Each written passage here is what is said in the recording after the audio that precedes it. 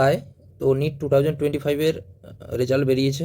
Congratulation যারা 500-র উপরে পেয়েছো। ওয়েস্ট বেঙ্গলে আশা করি হয়ে যাবে 500-র উপরে যারা পেয়েছো, বা 490 বা 500-র মধ্যে যারা পাচ্ছ তাদেরও চান্স থাকে যদি তোমরা কাউন্সিলিংটা ঠিকঠাকভাবে করো বা চয়েস ফিলিংটা তোমরা ঠিকঠাকভাবে করো। আমি নেক্সট ভিডিও দিয়ে দিব রেজিস্ট্রেশন ফিজ নিয়ে, তার নেক্সট পরে আসবে চয়েস ফিলিং।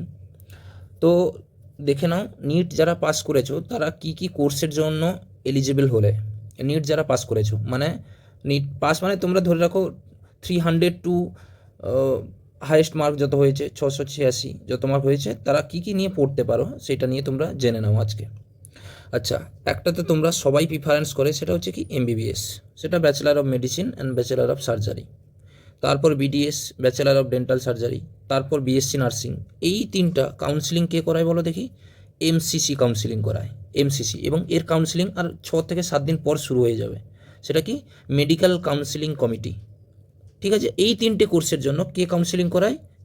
এমসিসি করায়। হয়েছে? আর একটা জেনে রাখো, বিএসসি নার্সিংয়ের কিন্তু কোনো রকম কোনো প্রাইভেট কলেজ নেই। আর বাদ বাকি তুমি বিডিএসেরও প্রাইভেট কলেজ পেয়ে যাবে, তুমি এমবিবিএসেরও অনেক প্রাইভেট কলেজ পেয়ে যাবে, কিন্তু বিএসসি নার্সিংয়ের কোনো প্রাইভেট কলেজ নেই। হয়েছে? তাহলে এই তিনটে কোর্সের জন্য MCC medical counselling committee counselling করাবে, এবং এর কাউন্সিলিং আগে হবে আর 6 থেকে 7 দিন পর। তারপর নেক্সট আসো এইখান থেকে, next BAMS bachelor of Ayurvedic medicine and surgery, এটাও একটা কোর্স তোমরা করতে পারো। BUMS bachelor of Unani medicine and surgery, এটারও একটা কোর্স করতে পারো। BHMS bachelor of homeopathic medicine and surgery, এটাও করতে পারো, এটাও করতে পারো তোমরা। BSMS bachelor of Siddha medicine and surgery, এটাও করতে পারো। তারপরে দেখো ব্যাচেলার অফ নিউট্রোপ্যাথি অ্যান্ড ইয়োগিক সায়েন্স, এটাও করতে পারো, বা বি ফার্মা আয়ুর্বেদা, এটাও করতে পারো। কিন্তু এদের সবার কাউন্সিলিং এই 4 নম্বর থেকে, এই 4 নম্বর থেকে সবার কাউন্সিলিং, এই 4 নম্বর থেকে সবার কাউন্সিলিং কে করাবে বলো দেখি? কাউন্সিলিং করাবে AA CCC committee, AA CCC committee. এটা কি? সেটা হচ্ছে Ayush admission central counselling committee. ঠিক আছে, এরা আয়ুষ কোর্সের মধ্যে পড়ে। ঠিক আছে, এরা এইগুলো কি জিনিস যে তোমরা জানতে পারো? হোমিওপ্যাথি সার্জারি তো জানো, নিউট্রোপ্যাথি বা সিদ্ধা মেডিসিন বা ইউনানি, এইসব জিনিসটা কি? এসব জিনিস হচ্ছে আগেকার দিনে যে আয়ুর্বেদাকে নিয়ে যেভাবে মেডিসিন মানে ট্রিটমেন্ট করানো হতো, সেইটা হচ্ছে আয়ুষ কোর্সের মধ্যে পড়ে। ইউনানি বা সিদ্ধা এগুলো হচ্ছে সব আয়ুর্বেদা, প্রাচীনকালে যেরকম করা হতো সেইটাকে, টেকনিকটাকে ডেভেলপমেন্ট করা হয়েছে। এইসব হচ্ছে কোর্স। ঠিক আছে, এইসব কোর্স মানে এইসব জিনিসটাকে মানে আগেকার দিনের কোর্সগুলোকে সেগুলোকে একটু মডিফাই করা হয়েছে। হয়েছে? এই চারটে কিন্তু কে করাবে?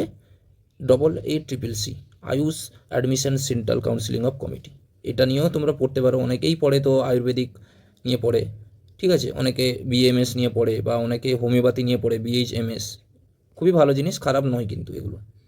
আচ্ছা, লাস্ট হচ্ছে কি?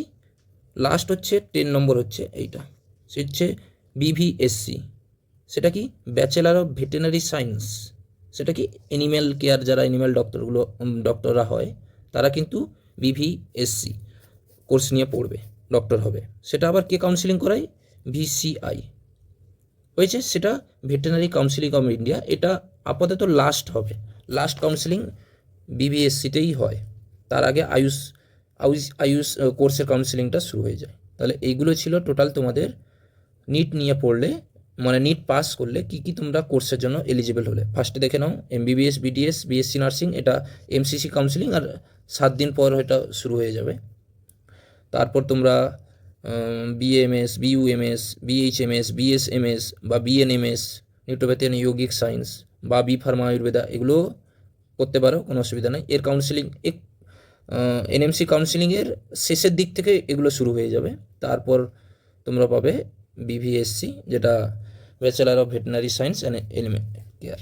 হয়েছে? এটা veterinary counselling of India, VCI করে। হয়েছে? Thank you. নেক্সট তোমরা ভিডিওতে পেয়ে যাবে যে কীভাবে রেজিস্ট্রেশন করাবে, বা রেজিস্ট্রেশন ফিজ ডিফারেন্ট ক্ষেত্রে কীভাবে রেজিস্ট্রেশন হয়। ঠিক আছে, থ্যাংক ইউ।